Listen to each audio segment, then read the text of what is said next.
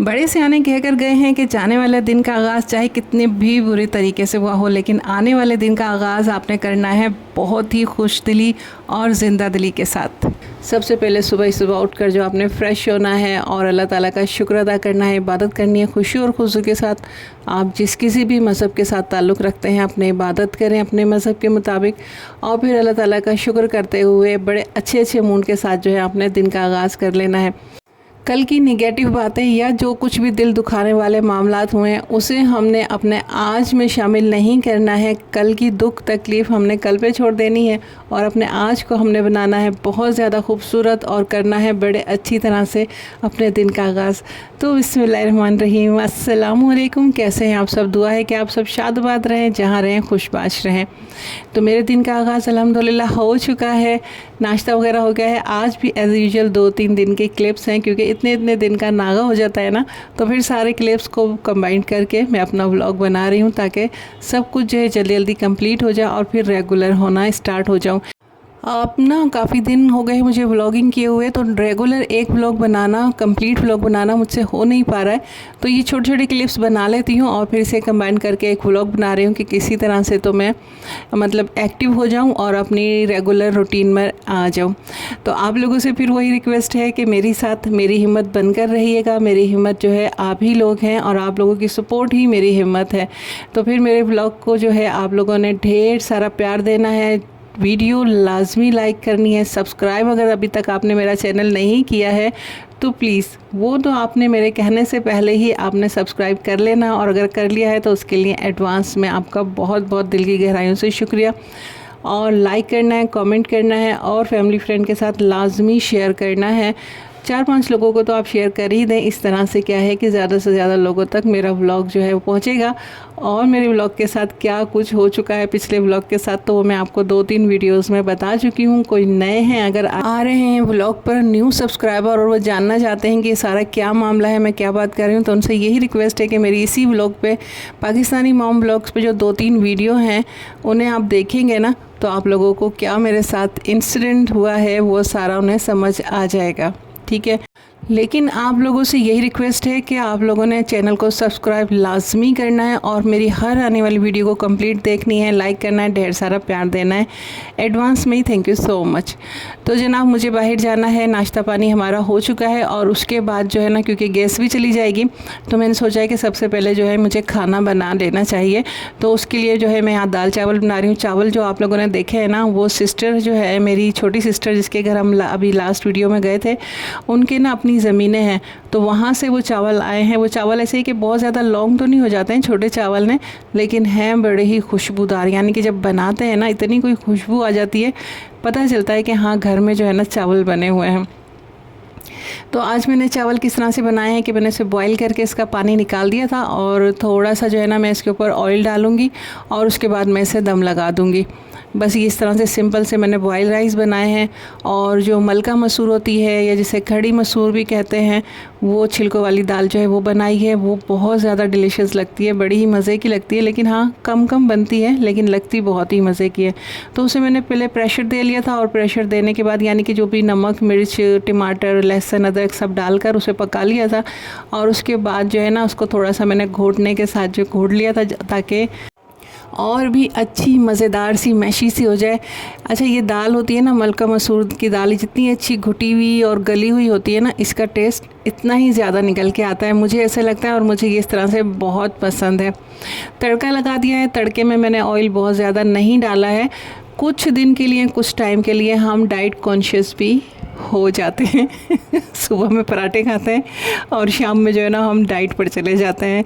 ऐसी हमारी कुछ लॉजिक है, बस कुछ कह नहीं सकते। बस हेल्थ कॉन्शियस बहुत ज़्यादा हैं हम लोग हर पाकिस्तानी की तरह। तो बाहर निकलने से पहले, क्योंकि बाहर जाते हैं ना, मार्केट जाते हैं, तो उससे पहले मैं खाना ज़रूर पका लेती हूँ, क्योंकि जब बाहर जाते हैं ना वापस आकर खाना बनाने की बिल्कुल भी हिम्मत नहीं होती है। हिम्मत बिल्कुल टूटी हुई होते हैं, इतने थके टूटे होते हैं ना कि खाना बनाने की हिम्मत नहीं होती, सिर्फ खाने की हिम्मत होती है। और उसके बाद जो है ना, आप लोग देखें, जब मैं फ़ारिग टाइम में होती हूँ ना, तो मेरा फ़ारिग टाइम भी फ़ारिग नहीं होता है। मैं इस तरह से कोई ना कोई वर्क करती रहती हूँ हाथ पे अपने। कोई मॉडल मेरे पास नहीं होना तो अपने हाथ पर जो है ना मेकअप वगैरह करती रहती हूँ। आगे भी मैं आप लोगों को दिखाती रहूँगी। और ये आइज़ का मेकअप है, एक मैं देखती हूँ आर्टिस्ट हैं, पता नहीं, याद नहीं मुझे, रशिया वगैरह कहीं से हैं, वो मुझे बहुत पसंद है। तो ये उसने अपनी आइज़ पे किया था, तो ज़ाहिर है आइज़ में और हैंड में तो फ़र्क होता है। रियल आइज़ में और हैंड पे मैंने वो काम किया है और काफ़ी सिमिलर हुआ है और काफ़ी नीट हुआ है, बहुत प्यारा लग रहा है।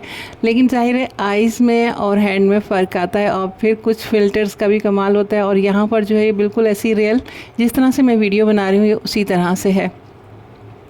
लेकिन काफ़ी अच्छा लगा था मुझे, काफ़ी प्यारा लग रहा था, और नीड और डेप्थ जो है ना बड़ी प्यारी सी आई थी।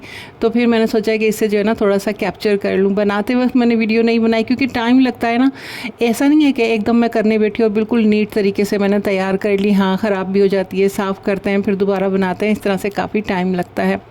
अच्छा, हेयर से रिलेटेड मैं आपको एक बहुत ज़बरदस्त और बहुत ही आसान सी टिप देती हूँ। मुझे ना हेयर फॉल बहुत ज़्यादा हो गया है और बहुत ज़्यादा हो जाता है। जैसे अब ये हो गया है ना पसीने का मौसम, तो इसमें बाल बहुत ज़्यादा गिरते हैं मेरे, जिसकी वजह से बाल काफ़ी हल्के हो गए थे और ना थोड़े करली करली से हो गए और अजीब से बाल हो गए सारे, जैसे ऊपर चढ़े चढ़े, नीचे की तरफ बाल गिरता ही नहीं है, ढलकता ही नहीं है। और फिर जब सर वॉश करके आती हूँ ना मैं, तो सिर्फ 2 से 3 मिनट के लिए मैं टॉवल लगाती हूँ। फिर टॉवल हटा दें, ज़्यादा देर टॉवल जो है बालों पे नहीं लगा रहने दिया करें, वो और ज़्यादा मॉइस्चर जो है आपके बालों का खींच लेता है, जिसकी वजह से बाल बहुत ज़्यादा ड्राई हो जाते हैं। और ड्राई बालों वालों से रिक्वेस्ट है कि वो टॉवल ना लगाएं, और लगाते हैं तो बहुत कम टाइम के लिए लगाएं। अच्छा, तो करना क्या है, जब मैं टॉवल लगाती हूँ ना 2-3 मिनट के बाद टॉवल हटा देती हूँ। उसके बाद मैं ग्लिसरीन के 2 से 3 ड्रॉप लेती हूँ, क्योंकि मेरे बाल छोटे हैं तो मेरे लिए 2-3 ड्रॉप इनफ होते हैं। तो उसे मैं हाथों पे रब करके ना अपने हेयर्स में लगा लेती हूँ। बैक साइड से स्टार्ट करती हूँ, बैक साइड से पहले लगाती हूँ, फिर फ्रंट की तरफ आ जाती हूँ। डायरेक्ट अगर फ्रंट से लगाएंगे तो हो सकता है बाल चिपके से हो जाएं, इसलिए मैं बैक से ही स्टार्ट करती हूँ। अभी बाल जो है ना नम होते हैं, हल्के हल्के गीले होते हैं बाल, बस इतने गीले होते हैं कि पानी नहीं टपक रहा होता है, बाकी हेयर्स गीले होते हैं। तो मैं ये ग्लिसरीन लगा लेती हूँ। आज मैंने थोड़ा सा पानी मिक्स करके लगाया था। एक तो ये कि बाल मेरे ज़्यादा ड्राई हो गए थे, खुश्क हो गया था उसका पानी। और ये मैंने वीडियो देखी थी एक यूट्यूब पे पानी मिक्स करके लगाने की, तो मैंने सोचा चले इस तरह से भी देख लेते हैं। लेकिन ये मुझे पसंद नहीं आया, ये मुझे बिल्कुल भी अच्छा नहीं लगा, इसने कोई वर्क नहीं किया। तो बस जैसे ही बाल आप टॉवल से हटाएं ना, फ़ौरन ही जब बाल गीले हों उसके ऊपर जो है ना ये 2-3 ड्रॉप लें, ग्लिसरीन के लगा लें। इससे बड़ा अच्छा रिज़ल्ट आता है और आहिस्ता आहिस्ता बाल बड़े अच्छे से रिपेयर होना स्टार्ट हो जाते हैं और बालों में नमी वापस आना शुरू हो जाती है। तो जनाब, ये हम चले गए थे मार्केट। सिस्टर को ना मेरी ये स्टोन चाहिए था अपनी रिंग के लिए, तो उसको चाहिए था थोड़ा बड़ा स्टोन, उसे ये छोटा लग रहा था। ये होते हैं ना जो क्या कहते हैं, पत्थर जो होते हैं रिंग में पहनने वाले, ये वो थे।